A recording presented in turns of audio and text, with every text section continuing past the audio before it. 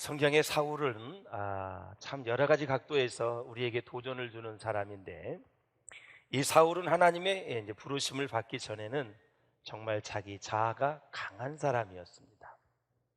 그의 스펙을 보면은 어느 것 하나 뒤처지는 게 없지요. 베냐민 지파, 가말리아 문하생, 또 물질적으로 아주 부유했습니다. 최고의 학부, 바리새파 중에 바리새인, 율법의 정통한 자였고요. 대단한 가문을 가진 사람이었습니다. 이제 자기 생각과 자기 주장이 참 강했던 사람이다 볼 수가 있어요. 여러분, 자아가 병들었거나 온전하지 못하면 어떤 상황 속에서도 자기 주장을 하게 되고 자기의 뜻을 강요하게 됩니다. 사람은 자기 생각과 주장을 가질 수 있거든요.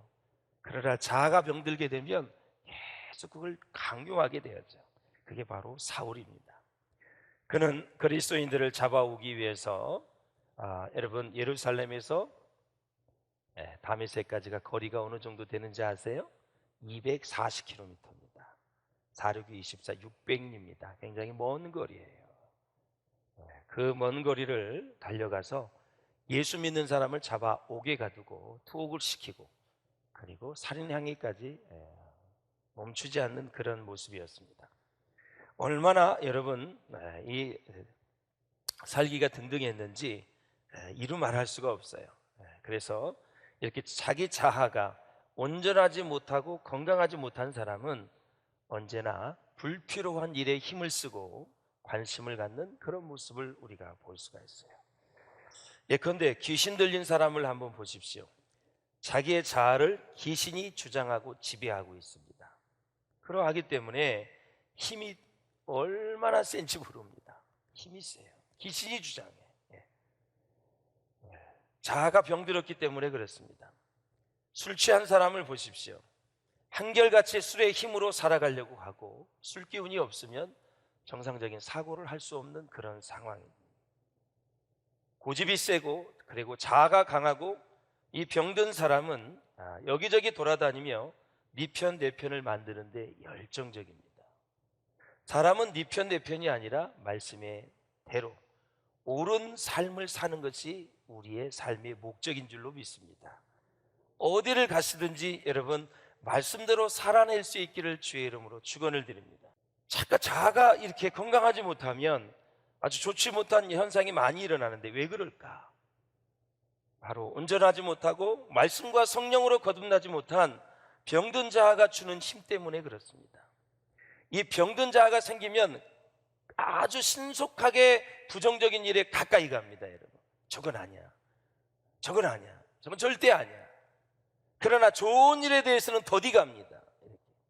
그리고 인정하지 않으려고 하는 그런 마음이 있어요. 이 사람을 교제하다 보면 저 사람이 병이 들었는지 자아가 건강한지 금방 알 수 있거든요. 여러분, 힘들어하는 사람에게 오래 참아줄 수 있기를 바랍니다. 그리고 삶에 지친 사람들에게 여러분이 기다려줄 수 있는 그런 마음이 있으시기를 주의 이름으로 축원합니다. 정죄를 잘하는 사람은 자기 자아가 병들었다는 사인입니다. 사람은 판단을 위해서 인생을 사는 것이 아니라 사람을 끌어안고 사랑하기 위해서 사는 거예요. 그래서 예수님이 이 땅에 오셔서 율법의 마침이 되셨고 사랑으로 율법을 완성하신 것입니다. 우리가 예수 믿으면서 조금씩 나아진다면 여러분들이 점점 사람을 끌어안고 포용하고 사랑하고 여러분들이 저 넓은 마음으로 안을 수 있는 마음이 진정한 주님의 마음이다라는 거죠. 사울은 변화되기 전에 정말 그런 모습이었어요. 그리고 그리스도인들과 이웃들에게 그리고 자기와 관계에 있는 모든 사람들에게 적지 않은 해를 끼쳤고 그리고 인생에 피곤함을 주었다라는 거죠. 가는 곳마다 연합과 일치보다는 분열과 불화를 일으키고 오해와 갈등을 일으켰던 장본인이 바로 사울이었습니다. 변화되지 못한 병든 자아 때문에 그런 것입니다. 율법을 아무리 많이 외우고 암송을 해도 그의 자아가 치료되지 않고 회복되지 않으면 바로 사울과 같은 무지한 열정을 가지고 수많은 사람을 죽이고 옥에 가두는 그런 정말 방향이 잘못된 인생을 살 수 있다라는 거죠.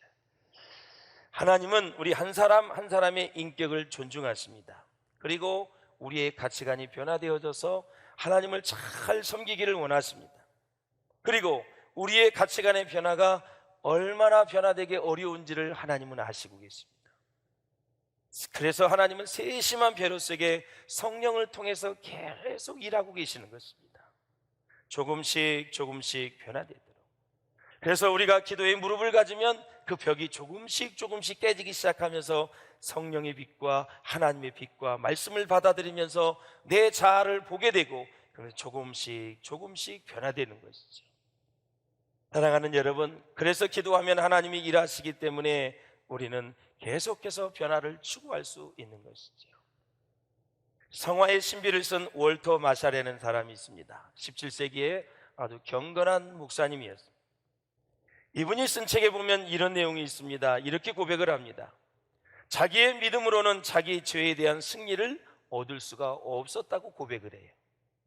그래서 항상 죄책감에 시달렸다는 것입니다. 이 문제로 장시간 괴로워하고 고민을 하다가 당시에 청교도 신학자였던 토마스 굿윈을 찾아가게 되죠. 만나서 자기 안에 솔직한 이야기를 다 털어놓게 됩니다. 양심을 무겁게 하는 죄, 습관적으로 짓는 죄에 대해서 고백을 했습니다. 그러자 토마스 굿윈이 이렇게 말합니다. 자네는 지금 자네가 짓고 있는 가장 나쁜 죄에 대해서 빼놓고 이야기하고 있네. 그러면서 불신앙의 죄 말일세 아주 지적을 해주지요. 자네는 지금 자네의 죄악을 용서하시고 자네의 본성을 거룩하게 하시는 주 예수 그리스도를 진정으로 믿지 않고 있네. 그랬습니다. 그때 월터 마샬이 충격을 받았습니다. 자기는 자기가 짓는 죄가 육체적인 것이나 거짓말이나 거듭나지 못한 어떤 성품의 죄라고 생각을 했던 것입니다. 그런데 자기가 상상도 못 해본 끔찍한 죄, 무서운 죄를 모르고 있었는데 그것이 무엇이냐? 자기의 모든 죄를 용서하시는 예수 그리스도를 실제로 믿지 않고 있었다라는 것입니다. 뿐만 아니라 자신의 본성 자체를 완전히 바꾸어 줄 수 있는, 변화시킬 수 있는 예수 그리스도를 믿지 못했다라는 것입니다. 사랑하는 여러분, 어떤 사람이라도 우리 예수님께서 우리를 변화시켜 주실 것을 믿을 수 있기를 주의 이름으로 축원합니다. 여러분의 아내와 여러분의 남편이 변화될 것을 믿으시기를 주의 이름으로 축원합니다. 우리 비전교회가 더 새롭게 변화될 것을 믿으시기를 주의 이름으로 축원합니다.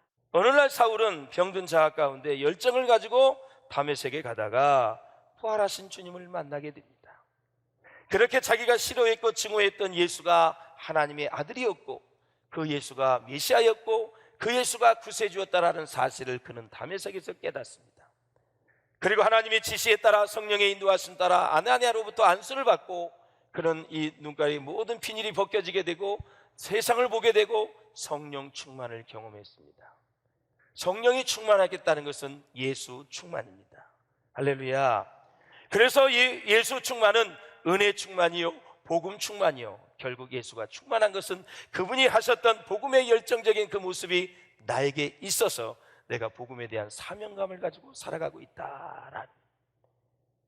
3일간 시력을 잃었다가 사울은 다시 보게 되었고 세례를 받고 새 사람이 되어 구원을 받았습니다. 여러분, 사도 바울 정도면 예수 안 믿어도 구원받은 것 같지 않습니까 여러분? 그런데 구원받으려면 예수 위에는 구원이 없습니다. 내가 곧 길이요 진리요 생명이니 나로 말미암지 않고는 아버지께로 올 자가 없다 그랬어요. 예수만이 정답이고 예수만이 생명이고 예수만이 구원인 줄로 믿습니다. 그래서 바울이 세례를 받았다 그랬어요. 그 대단한 사람이, 그리고 여러분 새로운 피조물이 되어 새 사람이 되어 구원을 받았다고 성경은 말하고 있어요. 그러면 예수 믿기 전에 그렇게 열정적으로 살다가 그가 죽었다면 구원을 받을 수 있었을까요? 예수 모르고 죽었다면 구원이 없었다라는 얘기죠. 우리가 예수를 믿은 것은 정말 천만금을 주고도 살 수 없는 놀라운 축복인 줄로 믿습니다. 이 은혜를 절대 잃어버려서는 안 됩니다. 이 큰 은혜가 내 심령에 가득 차고 넘쳐야 됩니다. 그래야 잔가지도 다 이기고 나가는 거예요. 이 큰 은혜를 가지고 살면서 우리 생활 속에서 자잘한 일이 일어났을 때 그것을 감사함으로 덮고 갈 수 있는 사람이 하나님의 진정한 은혜를 감사하는 사람인 줄로 믿습니다. 자그마한 일 때문에 구원의 은혜를 잃어버리지 마시고, 자그마한 일 때문에 십자가의 사랑을 그냥 파묻지 마시고, 그 사랑만이, 그 구원의 감동만이 우리 삶을 통해서 드러나는 은혜가 있기를 주의 이름으로 축원합니다. 고린도후서 한번 보실까요? 5장 17절을 같이 한번 읽어보겠습니다. 시작. 그런즉 누구든지 그리스도 안에 있으면 새로운 피조물이라 이전 것은 지나갔으니 보라 새 것이 되었도다. 아멘. 자, 하나님이 우리를 거듭나게 해주시면 우리가 해야 될 일은 주님의 증인이 되는 건데, 20절을 한번 읽어보실까요? 시작. 즉시로 각 회당에서 예수가 하나님의 아들이심을 전파하니. 아멘. 주님을 만나자마자 사울은 예수 믿고 변화되자마자 즉시로 주님을 증거했다라는 거죠. 누구든지 예수를 믿고 초신자가 되었다 하더라도 전도할 수 있다라는 것을 우리에게 보여주시는 것입니다. 사울이 그토록 무시했던 기독교의 진리가, 십자가와 부활이 모두 사실이었고 그것이 진리였다는 것을 깨달았습니다. 그게 깨달아지니까 지체 없이 그 성격대로 다소에 가서 복음을 전했습니다. 바로 유대인들에게 전했습니다. 그러니까 많은 사람들이 놀랄 수밖에 없지요.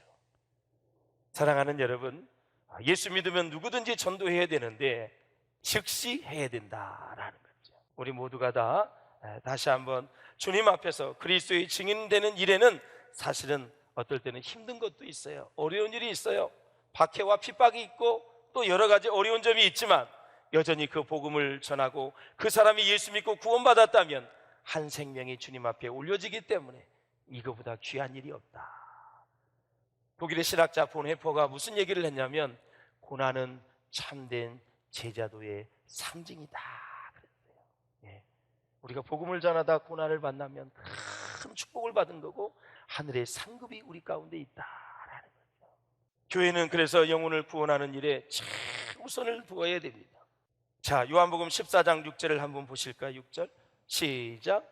예수께서 이르시되 내가 곧 길이요 진리요 생명이니 나로 말미암지 않고는 아버지께로 올 자가 없느니라. 아멘. 예.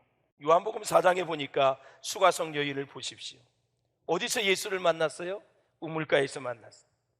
얼마나 주님을 만나 구원을 받은 것이 기뻤던지 물동이를 내버려둔 채 동네방네 다니면서 예수가 메시아라고 구세주라고 우리를 구원하신 분이라고 전파하는 그런 모습을 우리가 볼 수 있습니다.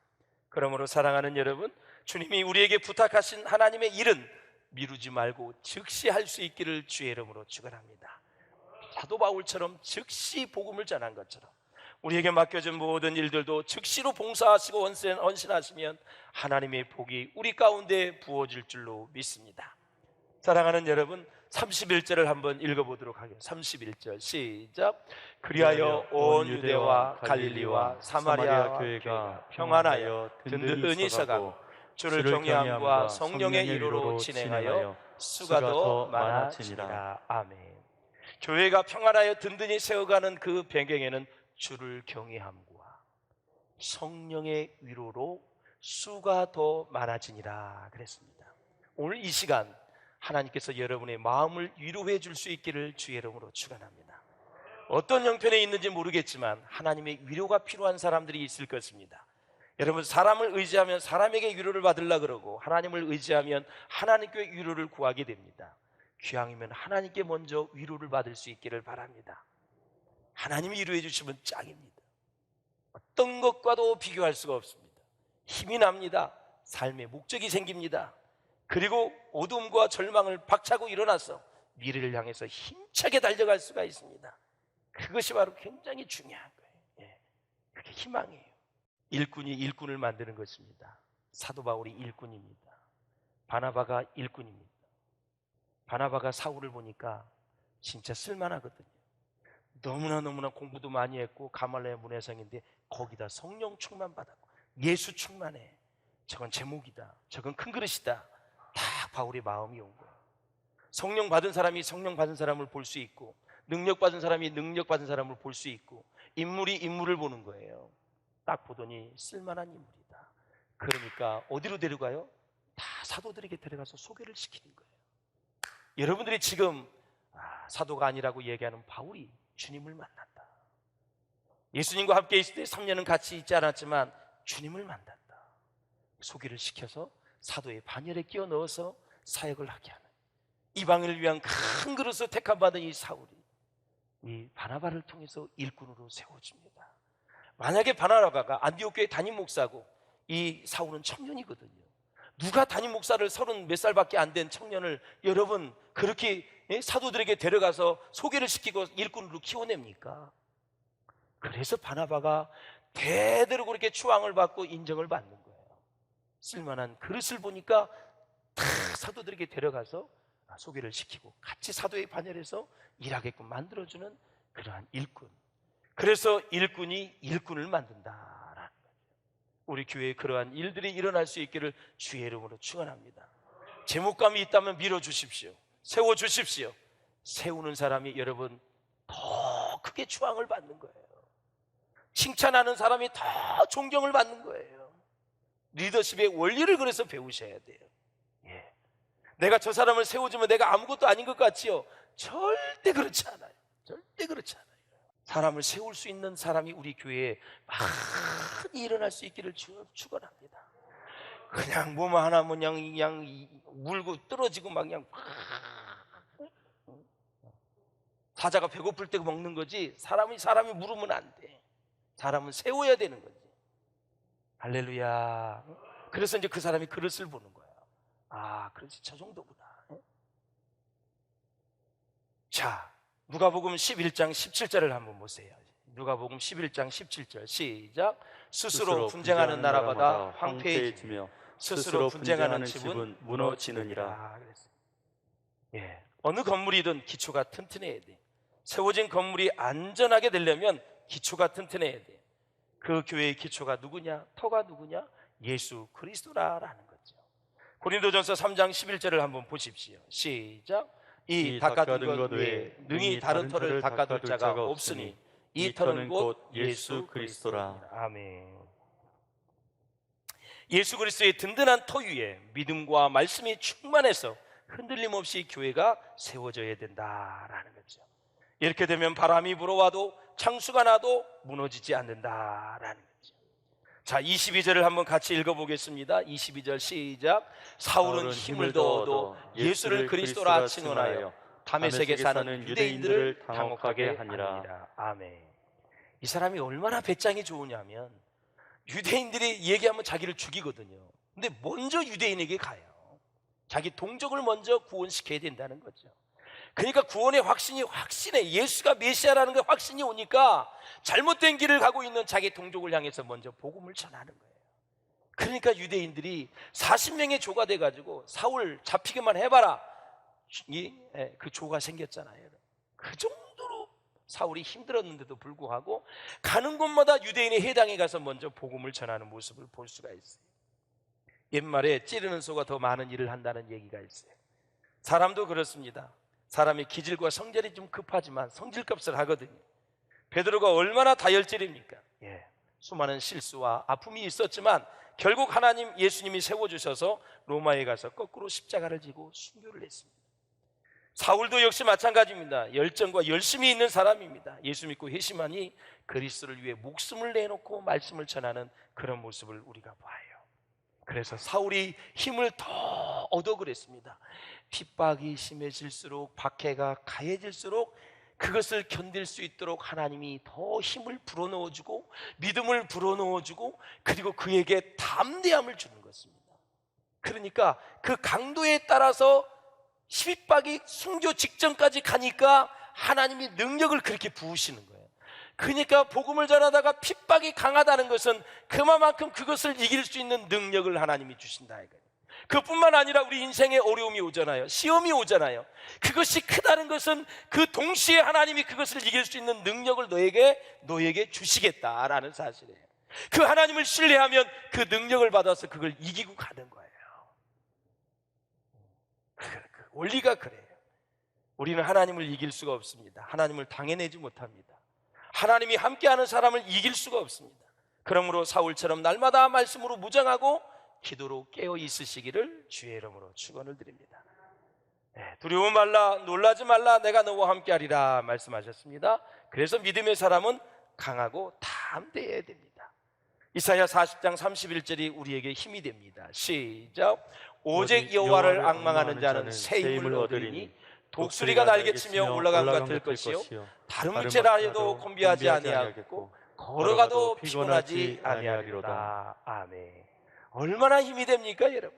다른 묵질 하여도 걸어가도 곤비치 않고 피곤하지 않게 해주시겠다. 얼마나 감사해요. 감사해요. 그러므로 사랑하는 여러분, 인생의 고난과 시련과 어려움이 다가올수록 하나님만 바라보시고 주님만 의지할 수 있기를 바랍니다. 하나님을 의지할 때만이 낭만과 절망에서 벗어날 수가 있어요. 우리 인간은 너무나도 연약하고 부족합니다. 그러나 우리 하나님은 전지전능하십니다. 그 하나님이 나의 힘이 될 때에 모든 상황과 환경 속에서 승리하게 될 줄로 믿습니다. 마지막으로 이제 사울이 예수 믿고 나서 3년 동안 아라비아 광야로 갔습니다.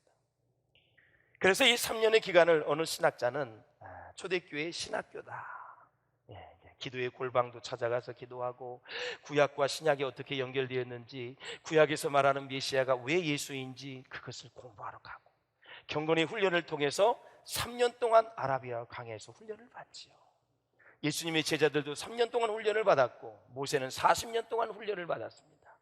그러면서 그는 인간이 무엇인가, 어디서 와서 무엇을 하다 어디로 가는 존재인가, 도대체 죄는 무엇인가, 그가 죄에 대해서 확실히 깨달았다는 확증이 어디에 있어요? 나는 죄인 중에 개순이라 그랬어요.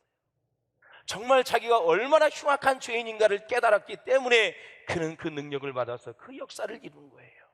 저와 여러분은 죄인입니다. 하나님을 필요로 합니다. 하나님이 없이는 단 하루도 살 수 없는 죄인입니다. 우리 죄인은 지옥에 갈 수밖에 없는데 우리 주님이 십자가에 매달려 죽으심으로, 내 죄를 대신 그분이 지심으로 죽어주심으로 그분이 내 죄를 다 사해 주신 줄로 믿습니다. 그래서 우리가 하나님의 자녀가 되었고 죄사함 받아 하나님의 자녀가 되었습니다. 얼마나 놀라운 은혜요 축복입니까?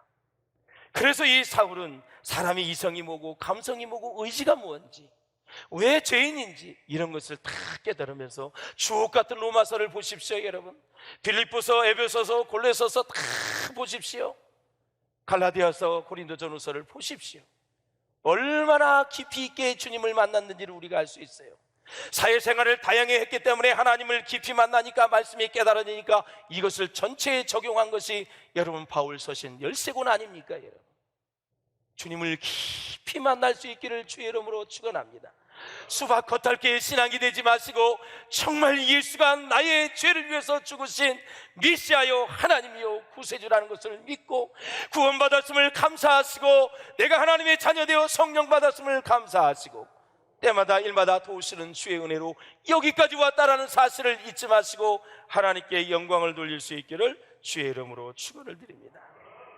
마지막으로 우리가 함께 볼 것은, 사랑하는 여러분, 정말 우리가 어떻게 그러면 살아야 되느냐라는 것입니다. 마지막으로 베드로가 물속에 빠졌을 때 예수님이 탁 붙잡아 주었습니다. 여러분, 이 사울이 정말 바나바의 인도하심을 따라서 그가 사도들에게 같이 가서 인사를 하고, 그래도 불신해도 끝까지 설득을 시켜서 바울을 바울되게 만들어준 사람 바나바가 있기에 그렇게 큰 역사를 이루었다. 우리 인생 가운데 어려움이 오고 시험이 오고 넘어지고 무너지는 사람들이 보인다면, 여러분들이 바나바가 바울을 그렇게 붙잡아 주셨던 것처럼 우리 모두가 다 그런 사람을 붙잡아 세워서 하나님 나라의 일꾼으로 세워갈 수 있기를 주님의 이름으로 축원을 드립니다. 그래서 사랑하는 여러분, 27절에 바나바가 데리고 사도들에게 가서 그랬습니다. 이 데리고의 뜻이 무슨 뜻이냐면 끌고 오다, 끌고 오다, 강하게 붙잡아줬다, 원문의 그 뜻이에요. 그러니까 이 바나바가 사울을 강하게 붙잡아줘서 사도들에게 끌고 가서 그들에게 여러분 일꾼으로 만드는데 자기의 모든 것을 내려놓고 다 했다. 나는 담임 목사 안 해도 된다, 바울이 앞으로 담임 목사가 되어야 된다 하면서 일꾼을 세우는 이 바나바의 마음이 오늘 한국교회에 필요한 줄로 믿습니다. 일꾼이 일꾼을 만든다고 말씀하신 것처럼 우리 사랑하는 우리 교회에 평안하여 든든히 서가는 가운데 많은 일꾼들이, 주님을 위하여 헌신하는 일꾼들이 세워질 수 있기를 주의 이름으로 축원합니다.